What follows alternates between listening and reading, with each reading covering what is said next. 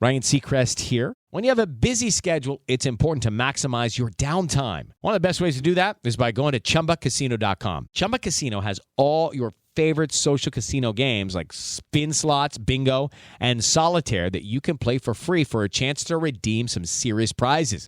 So hop on to ChumbaCasino.com now and live the Chumba life. Sponsored by Chumba Casino. No purchase necessary. VGW Group. Void where prohibited by law. 18 plus terms and conditions apply.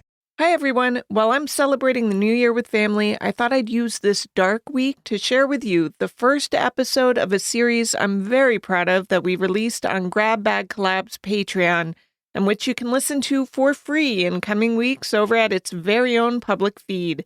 The show is called The In-Between Podcast. Researched, written, and hosted by Mel Barrett, it's a deep dive into a case that I'm sure I'll do eventually as a Crimes of the Centuries episode, the 1990 murder of Gregory Smart. You probably remember this case, even if you don't remember the names. Gregory's wife, Pamela Smart, was convicted of masterminding his death by manipulating teenagers to do the killing in a high-profile televised murder trial. But as Mel's years of research has uncovered, there was a lot more to the case that the public was never privy to. So here is episode 1 of the In-Between podcast in its entirety. If you'd like to binge the rest of it now, it's available at the $5 level at patreon.com/grabbagcollab, or if you'd like to follow it weekly in its free public feed where episode 2 drops tomorrow, search for the In-Between podcast with Mel Barrett. Happy New Year.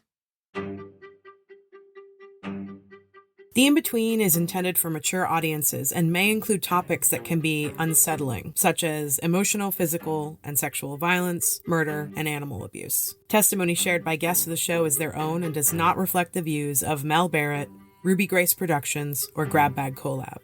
Listener discretion is advised. Can we admit that we're all transfixed by that sick little soap opera trial in Exeter, New Hampshire? What time did you get here today? 1:30 this morning. 1:30. Why? Want to get a front row seat, I guess. If this story were a made-for-TV movie, and it surely will be, you might not believe it. Date is August 1st, 1990. Time is 10 a.m. Seabrook, New Hampshire. We're about to do a one-party consent. Sat around brainstorming the pros and cons of slitting a man's throat rather than firing a .38 caliber projectile through his head. Yes. There's only one person in the state of New York who is sitting in prison tonight with a sentence of life with absolutely no possibility of parole. Yes, I need a policeman. 4D Misty Morning Drive. Okay, what's going on over there, ma'am? There's somebody screaming for help outside. Hi, welcome to the In-Between podcast. I'm your host, Mel Barrett. I'm about to do something that's never been done before in the history of podcasting. I'm going to tell you about a crime and a trial so beyond belief, it will shock you to your very core. It's a story you've never heard before. Just kidding. I'm making a podcast about the Pamela Smart trial. Why am I hearing crickets? You know this case, right? 1990, New Hampshire, the heavy metal teacher who seduced a 16-year-old student and then convinced him and his friends to murder her husband. The Helen Hunt movie, Murder in New Hampshire. Joyce Maynard's book-turned-movie, To Die For. Remember? Those movies were loosely based on the Pamela Smart case. To be a star, you gotta be able to do things that ordinary people wouldn't do. Was the opportunity she would kill for. Okay. And that's exactly what she did. This case was the first ever gavel-to-gavel trial, even before O.J., before the Menendez brothers, before Casey Anthony and Mary Kay Letourneau, that the media was allowed to cover inside the courtroom, and it happened in my tiny home state. 300 potential jurors have been summoned. Half of the 147 prospective jurors summoned today said they had heard about the case, so they were excused. Folks were lining up in the middle of the night to be the first to get into the courtroom. We all wanted to have a front row seat to this modern-day witch trial. But we had other options, too. There was the overflow room and the local television station, WMUR, airing the trial every day. The Smart trial is the hottest show in Exeter. So hot, you have to have a ticket to get in. This has to be ringing a bell for you now, right? If you do remember this trial, I'm sure you have your opinions. They may even be set in stone. Mine certainly were. Until they weren't. Oh, New Hampshire, New Hampshire. Hampshire is where I want to be. Live free or die. That's New Hampshire's state motto, and let me tell you, folks in New Hampshire believe in it. My grandfather, an orphan from West Virginia, made his way to New Hampshire in the 50s to start a family based solely on the state's motto. He was a die-hard, old-school libertarian, not the kind you know today who fly that yellow snake flag and beg you not to trample on their freedoms, like racism and homophobia. No, Pop believed in you do you. He believed in autonomy built within community. He believed the government should stay out of his life, whether that meant refraining from requiring him to wear a seatbelt or not giving a shit if his granddaughter was part of the LGBTQ community. Hi, that's me, the granddaughter. In fact, libertarians of the 70s in New Hampshire passed a resolution at its 1977 convention condemning Anita Bryant for her anti-gay rights activities. Go on, old school libertarians. Pop paid his taxes, took care of his family and his neighbors, and owned small businesses all over New England. My first jobs were working for him on home builds and painting apartments. I even helped build the house I grew up in. It was kind of cool to believe that we should all live free or die. But then there was a shift. I started growing up. The 80s became the 90s, trickle-down economics was not working, and those freedoms we all held dear sometimes became weapons. I started to understand that when people demand, you stay out of my business and I'll stay out of yours, maybe accountability becomes a gray area. An in-between, if you will. I grew up in a tiny town called Nottingham. Nottingham is about an hour from Boston and 20 miles from Derry, New Hampshire, where Greg Smart, Pamela Smart's then 24-year-old new husband, was brutally murdered in their condo in 1990. I was 15 when Pamela Smart, 22 at the time, went on trial for murder. I remember thinking that everyone was watching our tiny little state. This was international news. My friends and I plotted going to hang out in the parking lot of the Exeter courthouse just to try to get on camera. Boston and national newspapers were writing about our podunk towns. Every day after school, I ran home from the bus stop and sat myself down in the living room with my mom, my nan, and an occasional neighbor mom or aunts that had stopped by to watch the Pamela Smart trial. I listened to all the women around me spitting vitriol at the screen. That whore. They should hang her in the Exeter town square. She's cold as ice. No expression. She's totally dead inside. Of course she did it. Looks like Pammy dressed up for the cameras today. Sharon, a local, remembers the trial and how she managed to get some inside info from her friend Debbie. Here's Sharon talking about Debbie's inside source, her uncle. My girlfriend Debbie, her uncle was the bailiff. Oh, interesting. At that courthouse. So he would call Debbie and say, they're bringing her in at this time. And we'd all run over to Debbie's house and hang out the little hallway window. And we'd watch them bring her in the back in her, like, orange jumpsuit. And then we'd see her on TV with the hair bow and stuff, right? Yep. Everybody hated the hair bow. Everybody wanted to, like, just rip that out of her head. The hair bow. Pam wore it in her hair almost every day. It wasn't the same bow. Some days it was pink to match her outfit, some days black. Some days she wore barrettes, but people were obsessed. Pam came from an upper-middle-class family who believed appearances were important. She was dressed to the nines every day that she entered court, and the bow, well, it was pretty typical for the 90s, but when Pam wore it, it enraged people. Sharon's not the first person I've heard say they wanted to rip it off her head. In my opinion, they were pissed because they felt she was trying to sway the jury with her attire. She was pretty, well-dressed, well-spoken. In the hierarchy of society, she was somehow above the lower-income kids who'd murdered her husband. We see defendants do this all the time. Change their appearance to appear more subdued, well-mannered. It's not a new tactic, but in this case, it incensed people. They were also enraged by the fact that she had an inappropriate relationship with a kid who was 16. 16 was and is the age of consent in the state of New Hampshire. I'm not saying that to excuse the behavior. Pam was in a position of authority and power over Bill Flynn, who at 16 had just murdered her husband. But he was also allowed to make decisions about sex for himself. She worked within the school system, and the fact that all of this started from the school system just says one thing to me, that this could have been anybody's kid. I have two 16-year-old brothers, and I think she should definitely go to jail. I can't even imagine getting kids involved in something like this. Teaches our school children. We don't need her around. My stepfather would come home from work and sneer at the screen, grab a beer, make some joke about how Bill Flynn was the luckiest guy in town until his dumb ass got talked into murdering that slut's husband. I grew up in a time in a place that didn't put much stock in women's empowerment, let alone equality. My grandmother once told me that if I didn't start wearing dresses and drop some weight, that no boy would like me. Because live free or die, sure, but God forbid I develop my own fashion sense. My mother once caught me mimicking a model walking down the catwalk and told me that if I kept walking like that, I'd get raped. 16 days after Greg was murdered, I did get raped, but it wasn't because I was pretending to do a catwalk. Needless to say, at 15, I had a pretty skewed vision of my place as a woman in the world. And, at the time, I believed what my family and neighbors thought. Pamela Smart got what she deserved. She was a murderer, and life in prison without the possibility of parole was too good for her. Hang her in the town square, why don't you? Lock her up, right? Burn her at the stake. Well, from here on out, I'll let you be the judge of that.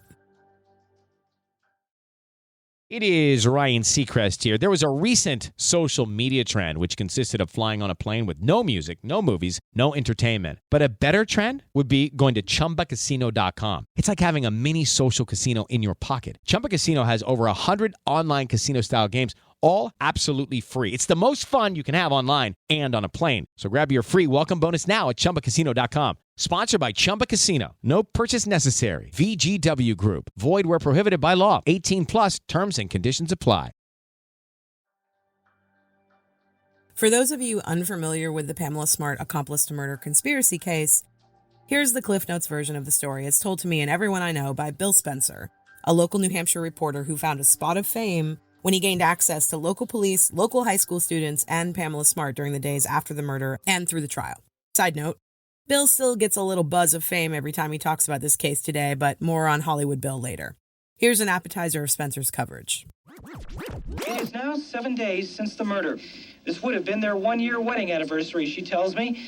Throughout the lengthy interview, Pamela is composed. Sometimes I ask myself, I can't figure out where the strength is coming from. As we sit talking, Pamela's dog, Halen, named after the rock group Van Halen, snuggles up to her. Luckily, nothing happened to him, she says. He was locked in the basement. On New Year's Eve in 1986, Pamela Wojcik and Greg Smart met and fell in love. They were married in May of 1989, but less than a year into their marriage, Greg was starting to drink more and became physical with Pamela. He'd also admitted to having an affair. Heartbroken and unsure of how to handle her feelings of despair, Pamela, then 21 years old, turned to Bill Flynn, a 16-year-old, whom she mentored in a self-esteem program at the local high school. Bill was enamored with Pamela and soon became a victim of sexual misconduct in an asymmetrical power dynamic with a woman who was 5 years older and held a position of authority over him. When Pamela and Greg came clean about their infidelities to one another, Pamela broke it off with Bill as the couple tried to work out their issues. But she went back to Bill and eventually told him that the only way that they could be together is if Greg wasn't in the picture. She couldn't get divorced because she'd lose her condo, the furniture, and the dog. Early in 1990, Bill and his friends Pete, Cecilia, JR, and eventually Raymond plotted a murder completely orchestrated by Pamela Smart. She would leave the bulkhead door to her condo open for them, and then they would come inside and ambush Greg while she was at a school board meeting. As a media services director for the school district, she attended the meeting because several agenda items would affect her work. It also gave her an alibi, while Bill and his crew made their way to her condo, attacked and killed Greg. They put Halen, Pam's beloved Shih Tzu, in the basement before they ransacked the condo to make it look like a burglary gone wrong, which Pam had instructed them to do. Pamela told them not to use a knife because it would be too bloody. She said that they had to get a gun.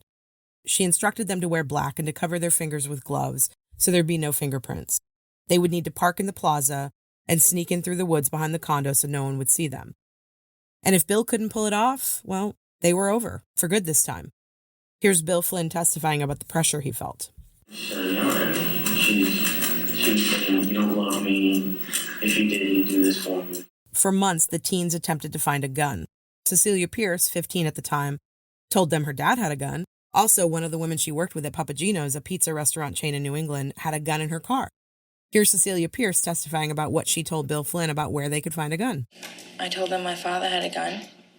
Now, is this the father you live with? No. And where did your father that had a gun, where did he live? In Hampton. And besides telling that your father had a gun, what else did you say? I said that a girl that I worked with at Papagino's had a gun, had said she had a gun. And after telling them that a person you worked with at Papagino's had a gun, whatever became of that? I went to work one day and that person was working and I called Bill and told him that they were working and he came over and searched. He broke into the car and looked through it, but he didn't find a gun. And did you tell him anywhere else that he might look? Just my father's house. Finally, one of their friends, JR, was like, let's steal my dad's gun. They agreed that Bill and Pete would subdue and kill Greg, and JR and Raymond would wait in the getaway car. May 1, 1990 arrived, and Pamela went to a school board meeting. Bill, Pete, JR, and Raymond went to Derry, and just like they planned, Bill and Pete snuck into the condo, through the basement, ransacked the place, waited for Greg to arrive home, ambushed him, and Bill, praying, quote, "God forgive me," unquote, shot him point blank in the head. Pamela came home after her meeting and found Greg dead. Okay, Kim, calm down. Can you tell me what's going on there? Do you know? There's a woman screaming outside. For weeks, the police thought it was a burglary gone wrong, but then funny things started to happen. Kids at Winnicott High School, where Bill and his friends attended, started talking. The rumor was Bill and Pete had killed Mrs. Smart's husband. Then, an anonymous tip came in from someone claiming to work with Cecilia Pierce at Papagino's that Cecilia had told her that her friends were going to kill Greg. Finally, Ralph Welch, a neighborhood friend of JR's, told police that he overheard Bill and crew talking about the murder and that they used JR's dad's gun. So he went to JR's dad and told him. JR's mom called the police and said they had information about the Greg Smart murder. Then, JR's parents brought Ralph Welch in to talk. He told you the story about what? About how what? He told me how they did it. How they did it? What? Killed Greg Smart. Sure enough, JR Sr.'s gun had recently been cleaned. He immediately brought the gun to the police, and thus, arrest warrants were issued for the 4 boys. Cecilia was the anomaly. The police wanted to use Cecilia to get to Pamela. When the Derry police told Cecilia she'd be arrested as well unless she helped them get to Pamela, Cecilia agreed to wear a wire and tape conversations with Pamela Smart. They had her, though the assistant district attorney, Paul Maggiato, wasn't so sure because the tapes Cecilia made were almost unintelligible. But from what they thought they could hear, Pamela Smart had masterminded this whole thing. Detective Pelletier of the Derry Police Department and several other police officers showed up at Pamela's office just before putting her in handcuffs. Pelletier said in his famous line, "Pam, we've got good news and bad news. The good news is we've solved the murder of your husband. The bad news is you're under arrest. Stand up." She was charged with accomplice to first-degree murder. But at this point, the case against Pam is entirely circumstantial. The boys are in custody, but they are refusing to speak. Eventually, the boys all talked plenty. They took plea deals and testified against Pamela during the trial in 1991. And a jury of 12 New Hampshireites convicted her of life in prison without the possibility of parole, which isn't unusual because in most cases, the mastermind usually gets longer sentences than the perpetrators. I celebrated along with everyone else when the verdict came down. And if you had told me at the time that not even Charles Manson had been denied the possibility of parole, I would have huffed, so what? She still deserves it. Granted, Manson was sentenced to death before the state of California got rid of the death penalty, but eventually he received parole hearings. Regardless, I believed both Pamela Smart and Charles Manson got what the hell they deserved. Today, I know folks are split right down the middle when it comes to the question, did she do it? Did she conspire with her teenage lover to kill her husband? Or is she also a victim of an unfair justice system that railroaded her? If she did it, imagine the fear that instills. She's your neighbor. She's your kid's mentor. You've known her since she was in diapers. She's the ultimate boogie monster, the seductress, the cold-hearted ice princess, the witch in the woods. Should she be burned at the stake or serving life in prison without the possibility of parole for being convicted of accomplice to first-degree murder? If you believe she did it, then the answer is probably yes. But if you're on the other side, if you don't think she did it, if you believe she didn't receive a fair trial or that the evidence or lack thereof and the testimony was false, coerced, scripted, that's even scarier because if she didn't do it, she's a symbol that it could happen to any woman, anyone even. It could happen to you. It could happen to me. There's no in between for anyone in the state of New Hampshire. It's completely black and white. And I want to find the gray areas.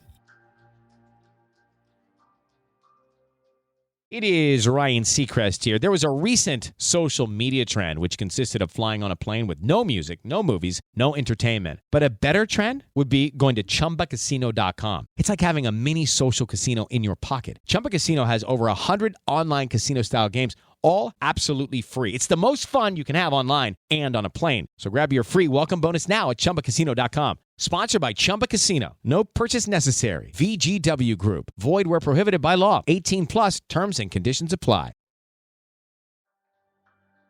Okay, I want to get this out of the way before we go any further into this season. Full transparency, about 7 years ago, after seeing the documentary Captivated on HBO, I had an existential crisis. No one had ever seen a television show where you watched real life play out in real time. There's no soap opera to this. It's real stuff. Nothing happens, and it's totally fascinating. As I mentioned earlier in this episode, I spent most of my life thinking Pamela Smart was guilty as fuck. But this documentary came out when I was 38 years old, and as an adult, as a woman, I was able to see and feel things differently than I did at 15. I was so captivated by Captivated that I spent weeks doing research and eventually reached out to Pamela Smart's representatives to see how I could help bring awareness to this case. Not that it needed awareness after the thousands of articles, interviews, and films that have been made about it, but I did feel it needed a different perspective. Side note here. Though I've communicated with Captivated producer Lori Cheadle for many years about Pam's case, she would not give me permission to use clips from Captivated in this podcast. So you'll hear an intro to the clip and then a reenactment every time I feel a clip is needed to help my audience better understand the narrative. Thanks for understanding. I still encourage you to check out Captivated. It's an interesting take on how the media played a pretty big role in this case, and I'll touch on the media influence in a later episode. It's hard to imagine the same story Bill Spencer sold everyone in 1991 has stuck after all these years and that no one's reevaluated it. Back in 2015, I wanted to investigate further, and I tried. I became an activist for Pamela. See, I had a guilty conscience. I had believed everything Bill Spencer and company had told me about the case. I wanted to right a wrong. I worked with Pam's reps and even spoke with Pam herself weekly. You have a BAC, prepaid call from Pamela Smart, an inmate at Bedford Hills, New York State Correctional Facility. Hello? Hey, Pam. Hi, can you hear me? I can. Yeah. Audio from back in 2015 was shit, depending on which phone Pam was calling from. I didn't have the greatest setup or mic, and fancy transcription programs weren't totally a thing back then, so I had to manually transcribe the interviews. Pam was either on the good phone or the bad phone. For the first recorded interview I did with her, which was mostly just questions from her supporters, with a few questions about the case from me sprinkled in, the audio quality was horrendous, and reminiscent of the wiretaps used against her in the trial. More on that later, obviously. So there I was in my apartment in Boston, jumping in and conducting interviews, creating media, showcasing all the holes and inconsistencies I saw in the case and the trial that I hadn't paid attention to when I was a kid. Which is kind of funny, right? I was both enamored with this case as it unfolded and completely oblivious to its details at the same time because, I was a kid. Anyway, adult me spoke with Linda Wojges, Pam's mom, and friends and family members. Most of the time I spent on the case, I was trying to find new evidence to help prove her innocence, and I still believe there's enough there to at least warrant a new trial or a commutation of her sentence, but this is a big but. As I've mentioned already, in the state of New Hampshire, this is a very black and white issue, and a political one. On the one side, there's undying devotion to Pamela Smart. On the other side, there is absolute hatred and contempt for her very existence. I stepped away from the case in 2017 after the true crime fans who supported Pam got a little bit too zealous and culty for my mental health. Here's a sampling of what was coming at me. I had friends reenact these messages to protect folks and not stir up any further unwanted hate, but these are based on real messages, texts, and DMs I and a team of volunteers received while working on the case. You will not detract from Pam's letter campaign with a moot and frivolous campaign to another governor's Civics 101. They're not able to impact the executive orders of any other state. Please remove yourself as you have been asked to do so by the legal team. I'm not calling anyone names. You wouldn't need to be managed if you would stop being so reckless and oppositional. It's not my choice to micromanage anyone. If the professional courtesy and skill is absent from your advocacy, it's time to concede. You've been asked kindly. And after, I started receiving threatening messages about my continued work on the case from the haters. How she liked me kicking her ass in Goffstown, and I'll surely do it again, too. Better check yourself before you get in with this she-devil. You, too, will become the victim.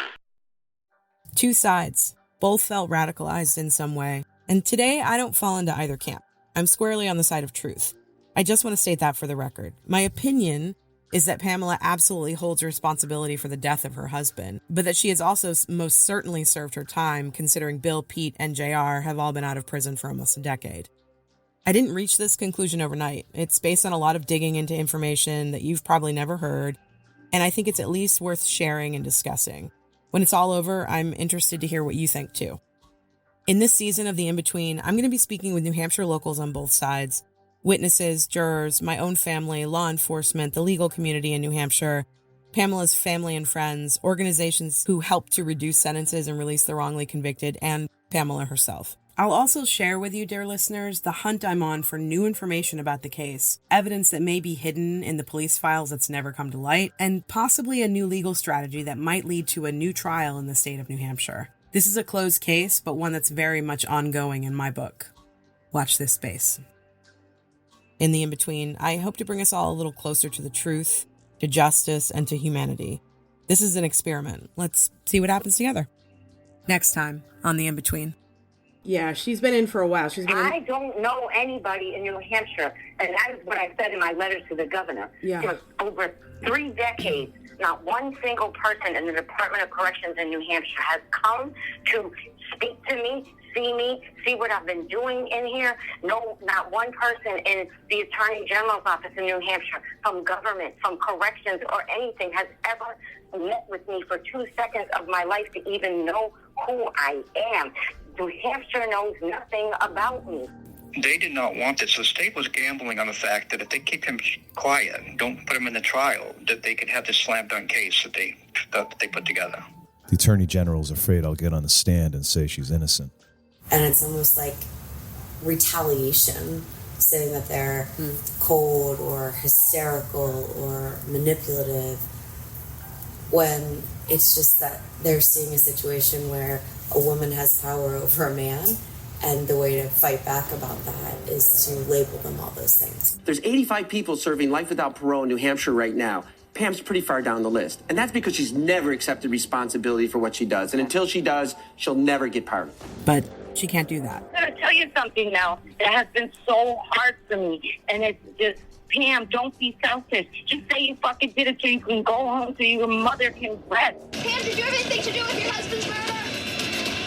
We ended up divorced, but I still cared about him, and if somebody murdered him, I would be devastated. The shit he's saying, he's got to have something to back it up if he wants people to believe him, because it is pretty explosive shit. If her fingerprints were on the locking mechanism, then Pam didn't let the boys in. And that blows the entire prosecution's case. This is July 1991, and the trial is all over by 3 or 4 months. I had no idea, and I'm not the only one, because the judge came in, sentenced her. It's mandatory in the state of New Hampshire, life in prison with no parole. Life with no parole, that's forever. That's not fair. Hey, please. Hi, my name is Mel Barrett. I'm an investigative reporter, and I'm trying to track down try to figure out where evidence might be from a case that happened in the 90s.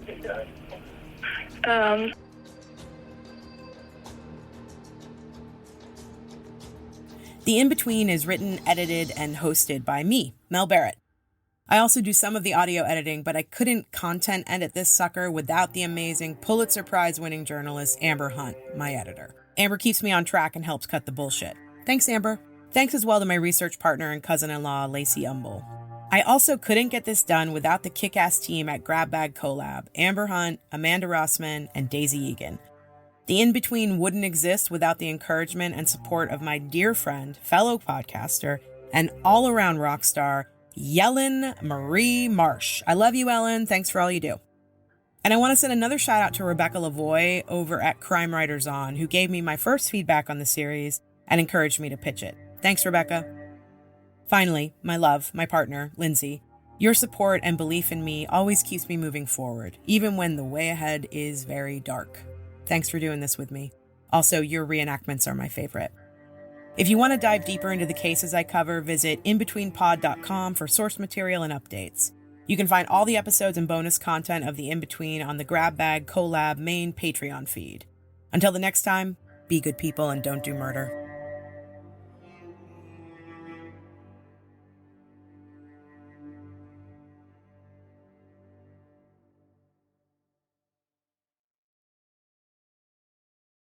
Step into the world of power, loyalty, and luck. I'm gonna make him an offer he can't refuse. With family, cannolis, and spins mean everything. Now, you wanna get mixed up in the family business. Introducing The Godfather at ChumbaCasino.com. Test your luck in the shadowy world of The Godfather slot. Someday, I will call upon you to do a service for me. Play The Godfather, now at ChumbaCasino.com. Welcome to the family. No purchase necessary. VGW Group. Void where prohibited by law. 18+. Terms and conditions apply.